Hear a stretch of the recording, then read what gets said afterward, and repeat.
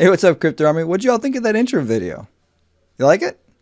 Let me know in the comments. Is it something you like? Is it something you don't like? What are your thoughts? Now, a subscriber built that for me. And just a quick shout out to him for say thank you, because you didn't have to do that. You didn't have to take time out of your day to build that and send it to me. And I always appreciate the feedback on how to make my channel better. And this was his approach to say, hey, maybe if you put this in the intro of your video, people will like it and maybe that'll get more subscribers. I like the idea. I've considered putting in an intro video in the past. I just haven't gotten around to actually trying to put one together.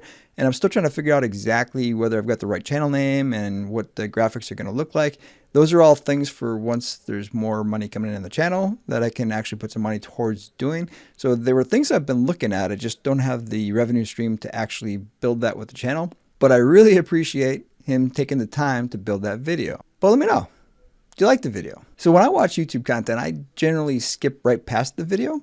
I kind of see it as more of a hindrance than a positive. But when I watch YouTube videos, I'm really just trying to get to the content that made me click on the video. And I suspect a lot of you all are the exact same way.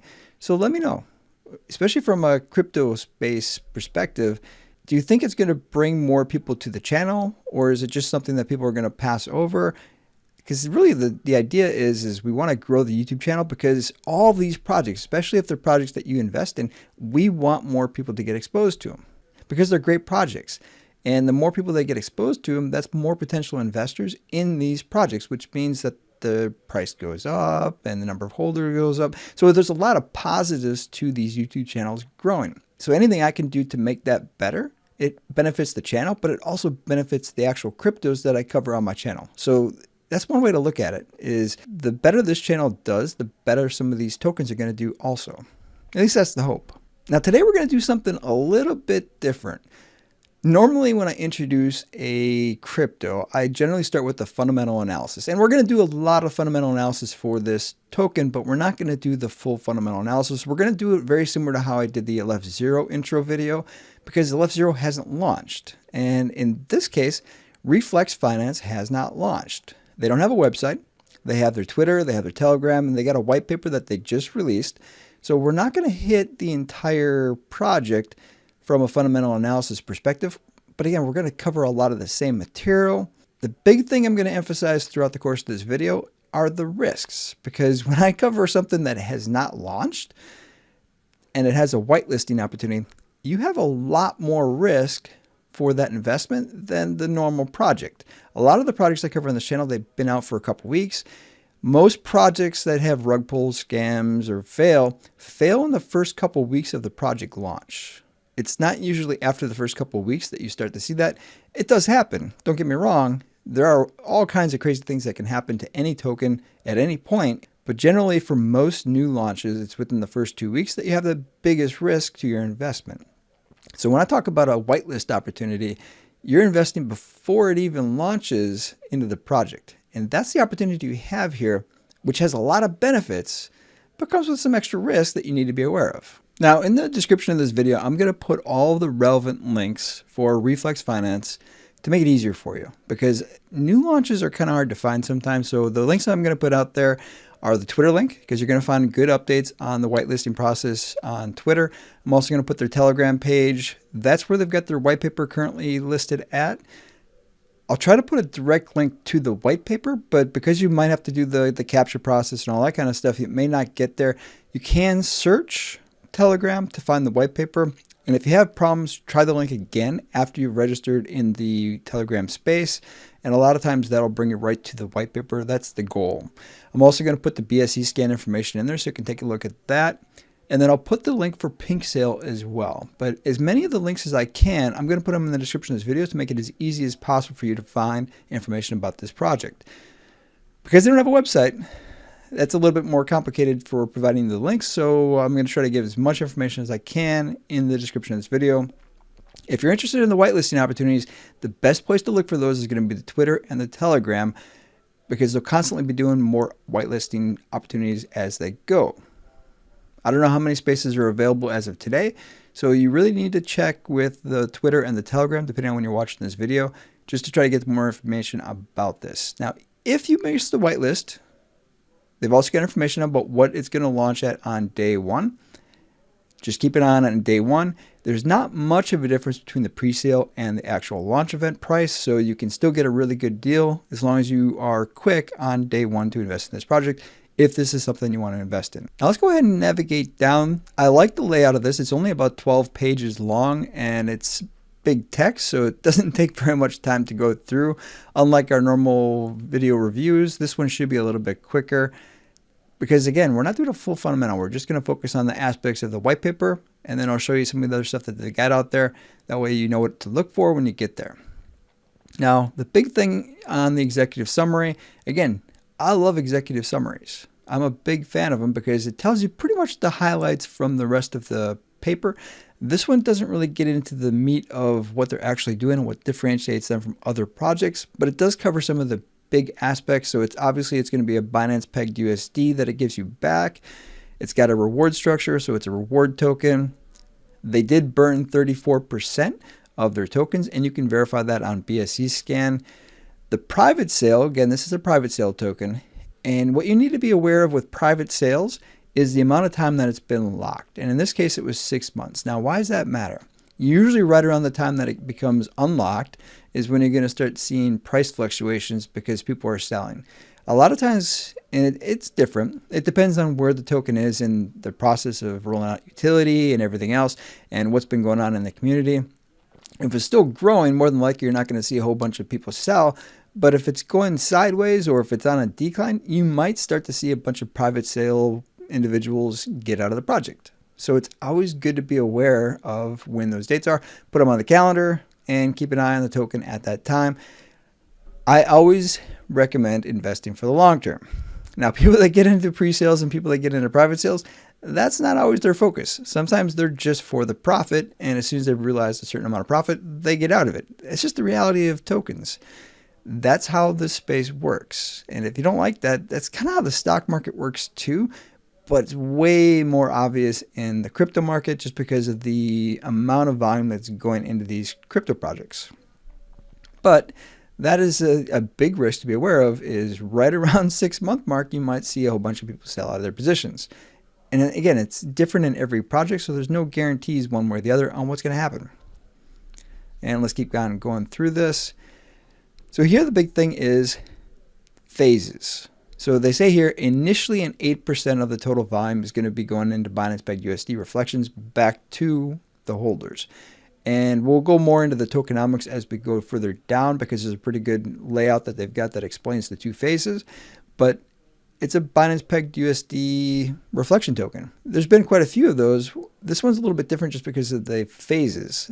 Most other projects allude to the potential to give you more in reflections. This one actually states it as part of their process as they plan to do exactly that, so we can hold them to it. Big thing on this one is it's a BEP20 token, if you didn't already figure that out.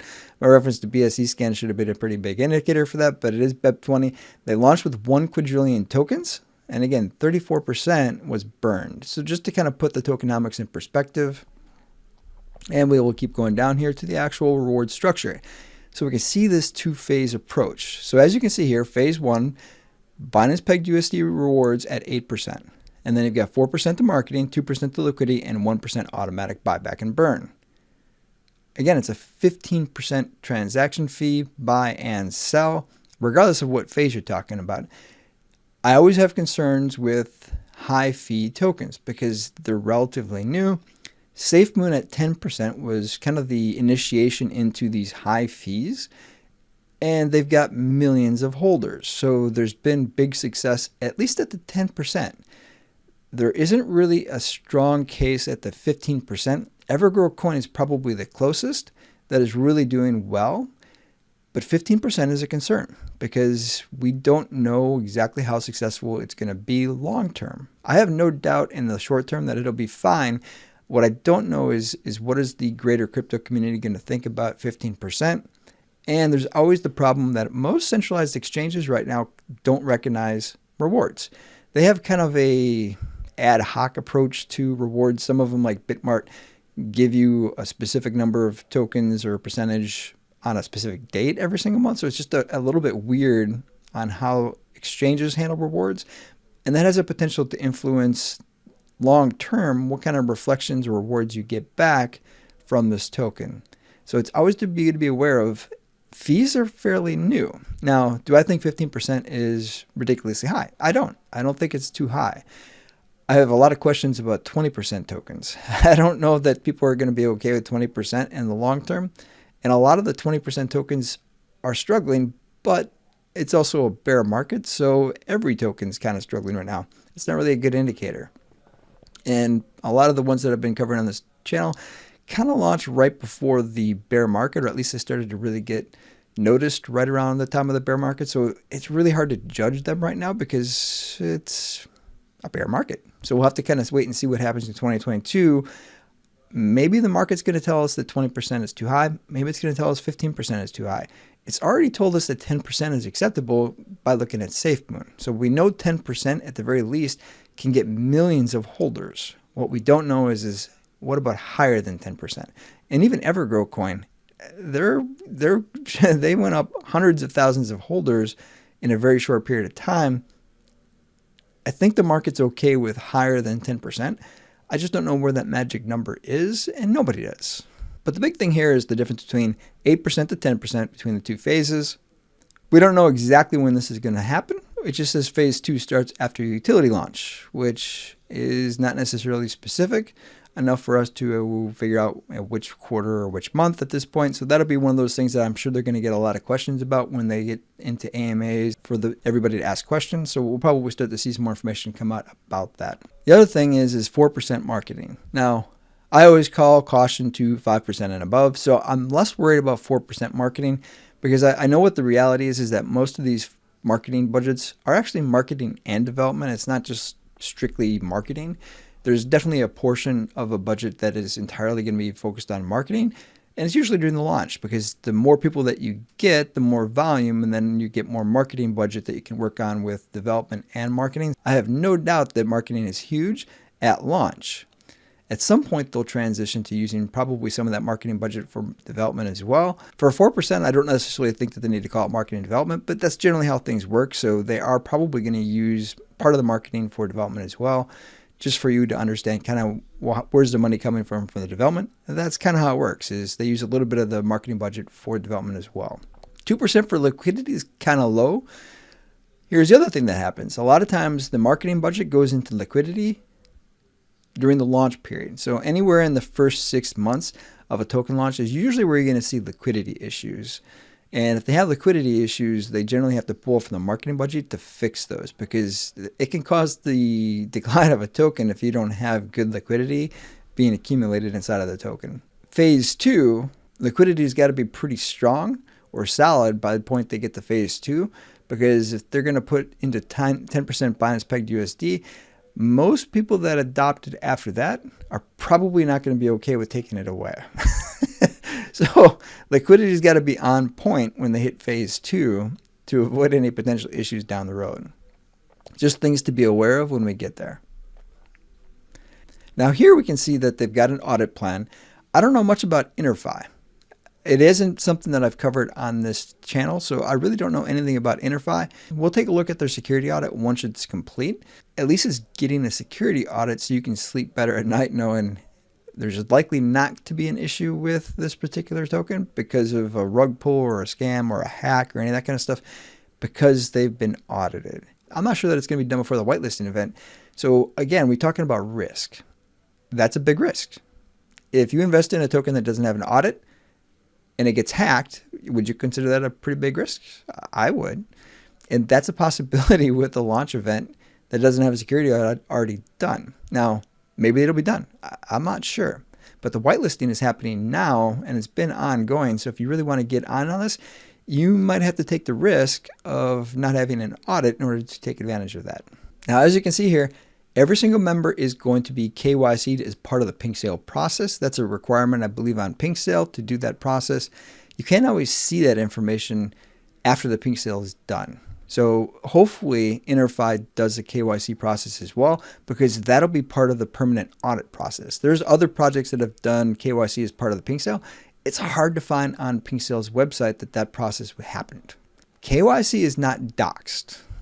And I emphasize this all the time because it's a huge risk. Whenever you invest in a token that has not doxed themselves, you run a considerable risk with that project because you don't know anything about the people that built the project. You don't know anything. And if they drain the liquidity pool, or if they do some other type of a rug pull scam process, you wouldn't know who to blame in that event. And they could go right back out and do it again. There's a huge risk in investing in projects that have not doxed. Now, I've been told that at least one member of the team will dox themselves, which is good. Hopefully it's the CEO, because that's kind of the person that should dox themselves. And I love it because there's some other examples I can give you. So there are a couple projects that have launched. The CEO did not dox themselves, yet a team member did. And who would you bet on to pull the money out and run away from the project? It was the CEO. So again, that's why I emphasize the CEO is usually the person with all the keys to everything. They've got all the seed phrases. They've got all the private keys. They generally have the most control over the project. That's why that's the person that should really be the person that's doxed, because that's the person that's in charge. This is their project. So hopefully that's the person that doxed themselves. I'm not going to focus too much on it at this point. At a point down the road, once they've got more information, website, that kind of stuff, I'll talk more about the doxing. Hopefully the CEO watches this and realizes it's important that he dox, he or she. I don't know if it's a male or a female, but whoever is the CEO should dox themselves. They should stand behind the project that they want you to invest all of your hard-earned money into and dox themselves. That's just my recommendation. All right, let's keep going down this here. So as you can see, the total distribution, 30% burn, 32% pre-sale, lock liquidity of 14%, team tokens of 2%, private sale of 14%, and reserved for future hires 3%. Now here's what I would request that they do. They should identify what the private sale addresses are, what are the team token addresses, and more of the information about contract addresses. A lot of the audits have started including that information as part of the audit process because it really helps people that are really dedicated to tracking that kind of information figure out what's going on. I get a whole bunch of comments and questions and emails about, hey, this wallet looks like it's a team wallet address and it's doing all this different sales. Well, if you identify that stuff on your website, or if you put it someplace, either in your white paper or someplace else, if you centrally locate all that information, it answers that question for the entire community because they can go look at the wallet addresses. But that would be my recommendation to the team, is put all those addresses for everybody to see, either in their white paper or on their website. Because those questions are going to come up from the community all the time. Whether it's to me or whether it's to you, if you set up a Discord server or in your Telegram, those questions are coming because a lot of the people, once they start finding this project, are going to start asking those questions. All right, let's keep going down here. Now, as we can see here, the team tokens have been vested and will never be sold.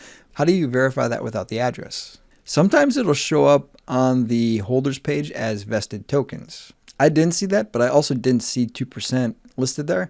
And sometimes that also happens, is when they're locked, you can't see them, depending on the process and where they locked it and everything else.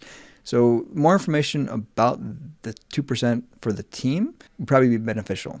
Now, one just kind of funny question, never be sold is kind of strong language.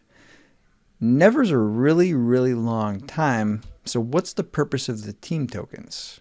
At this point, it's almost like it's becoming a burn wallet. So the question or the clarification I would probably ask from the team is the intent that the 2% basically generate Binance pegged USD that pays the team? Is that the reason why they've got 2% dedicated to the team tokens? Because never sold, well then what is it there for? Because the team can never benefit from it other than for the Binance pegged USD. All right, so let's keep going down here. The roadmap. So here's all the standard stuff, CMC, CoinGecko. They plan on doing an NFT marketplace, a staking pool, and then having DApp integration during Q1. Then when we look at Q2, they've got the NFT giveaway, so they're going to be developing NFTs, not just having a marketplace, but actually building NFTs and selling them. And then you'll have a play to earn game, a Reflex wallet, And then obviously all the DEX listings and a voting platform. So there's some of the utility that we're looking for as we try to figure out exactly what the utility is that they plan on building. Let's keep going. So Q3 and Q4, a sneak peek at some secret utility. Now, a little bit about the secret utility. A lot of reasons why you hear about secret utility is usually some sort of a copyright process or some sort of intellectual property protections that they're looking for just to make sure that nobody steals their idea. So hopefully that's the case, because secret utility doesn't give us as investors a lot of information to go off of. That's kind of what I've gathered from this, is that they've got something that they want to make sure nobody else copies. So they're keeping it very hush-hush right now while they build out to ensure that nobody else can copy their idea. Now, the thing that really caught my eye, and it's kind of a funny story, the Reflex Influencer Marketplace. Now, somebody sent me a message about this project yesterday and said, hey, you should check out this project. I know you haven't done a lot of whitelisting stuff, but you should check it out. And that's where we got here. If I didn't mention that up front, somebody sent me a message about taking a look at this project. Now, prior to that message, I had sent a message to another project CEO, and I said, we were chatting back and forth on messages, and it was kind of a rough day for that particular CEO based on some sales and some other things that were going on within the project. But I had mentioned, hey, this might be a really good idea. And I hit it from marketing, advertiser, and influencer. And then I read this white paper and I said, hey, I just mentioned something very similar to a Reflex Influencer Marketplace to another project. And when I read about that in this white paper, I said, well, I kind of have to invest in this project because I just made the suggestion to a different team that this would be a great idea. And if it's a great idea to me a couple hours earlier, it's still a great idea when I read about it in this project. And that's part of the reasons why I decided to do this video, was because I kind of have to believe in the project if I had the exact same idea a couple hours earlier. Now we don't know a ton of information about exactly what this is going to look like. There's more information when we get there later on in the white paper, but a Reflex Influencer Marketplace. Let that sink in for a little bit. Let's keep going. So here's the word picture of some of their stuff. Now, most of this is pretty standard. What's unique about staking pools is you don't necessarily see a lot of staking pools with rewards tokens, which really is phenomenal because you get even more back in rewards through staking pools. So I'm always excited about staking pools with rewards tokens because you're just compounding your reflections or your rewards through that process. It's exciting. I like staking. I love yield farms. I'm not a huge fan of liquidity pools because of the impermanent loss, but I generally take advantage of staking when it's available for a token. dApps, pretty much everybody's got a dApp. Hopefully there's a unique take on how to make this better, because there's some pretty good dApps out there that do a really good job, but that doesn't mean there's not a better idea on how to make the space better. Now here's where we start getting some exciting stuff. The influencer marketplace is an innovative solution to boost productivity and networking within the influencer community. Influencers can sell their services and companies can offer opportunities. The earnings on agreements from the marketplace will be used to buy back and burn the Reflex token. Now I kind of think of the classified ads to some degree when we were looking at this. So essentially, listing your services as an influencer and companies putting their information on there as well, and then people using that during their token launches or whatever the launch happens to be. I mean, influencers is kind of a broad aspect. It really can be used for a lot of different stuff, not just crypto. So it'd be interesting to see how they build this out. And this is a little bit different than the idea that I had put forward on how this might work. So I'm curious to see exactly how they control it to the point where you don't just use it to find influencers that are out there and find information about influencers and then just contact them a different way, because that would take all the revenue from that outside of it. Once they start providing some more information, we'll see exactly what this is going to look like and how they're going to actually implement the tokenomics of this aspect of their project. It's interesting. I love the idea. I mentioned earlier, I looked at it from the perspective of marketing, advertisement, and influencers, and it's kind of all the same. It's a little bit different because there are marketing companies, especially for the crypto space. There are advertising companies that don't necessarily focus on the marketing aspect, and vice versa. There are some that do a little bit of everything and that also work with influencers. So there's a really big swath of people that would benefit from this. And this is why I thought it was a good idea when I talked to the other project about it, because there isn't a lot of information out there. People constantly contact you. And I get these contacts all the time on the YouTube side of things, mainly looking for paid promotions and that kind of stuff. But I also have some other stuff where they really seem like scams a lot of times. So I don't really spend a lot of time and respond to them. Paid promotions is a little bit different, but there are some scamming things on the YouTube side as well. But there's a lot of it on the crypto space. Usually there's a Telegram message about, hey, we'll have this many messages and we've got this many influencers. You just got to pay X number of BNB. Well, a lot of those happen to be scams because they're hard to verify. Now, if you put it in here, the part that isn't mentioned here, which I think is probably going to be really beneficial for the launch of this piece, is a way to give feedback on the service that's being provided, whether it's influencer, marketing, or advertising, from the project team. So there's got to be a control mechanism, or that's what I would suggest, is that they have a feedback loop. How good was the service? Was it worth it? Did they get any actual benefits? Maybe that part of the system isn't visible to the influencer. Maybe it is. Maybe they can provide some feedback on whatever the responses are. I'm not exactly sure what it's going to look like, but I'm excited about the idea because it identifies an issue within the crypto space, or in the case, many spaces potentially, of scams. And it provides some information for other projects that might be launching, or whatever the situation is. It provides some information about whether it's a legitimate business activity or is it just a scam. Plus, depending on how they work it, if the projects or whoever can post information about scams, it might help prevent some of those scams in the future. So you can see, I'm really excited about this part. And if you didn't guess, I do plan on trying to participate in the whitelisting event. We'll see if I'm going to be able to get into it or not. But if I can't, I'll probably invest in this particular project because I like this idea. Again, I kind of had the exact same idea a couple hours earlier, so I kind of have to like it. So let's keep going. We're almost done here. And then you got the NFT marketplace and you've got the play to earn game. Not a lot of information. There's been plenty of NFT marketplaces that are being launched, so we'll see how they have their own interesting take on things. Now, I didn't hit everything in their white paper. By all means, jump on Twitter or on Telegram and take a look at their white paper. Here's their Twitter space. Now, as you can see, Whitepaper is live, one of the very first things on their Twitter space right now. But you'll also find their website. Now, if you click on their website, you end up getting this. So hopefully when you're watching this video, that is done and you can take a look at it. I will do an update video once the website launches and we'll do a quick look at the website. I'm not going to go through the full fundamental analysis on this project at the time either. Now, here's the other thing you're going to find on Twitter is their launch pad through Pinksale for the whitelisting. So you can click on this link and get more information. And there's other information on Twitter. You can always jump on Telegram to ask questions as well. These are constantly evolving situations, so the information in this video might not match reality at the time you're watching it. Definitely go check out the Twitter space and the Telegram, see if there's any updates on the white paper, and then also the website if it's there. Just get more information about this project. Now, this is what that Pinksale launch pad is going to look like when you go there. I'm not going to go too much detail on this either. And if we go look at BSCScan, you can see they've got the 1 quadrillion tokens.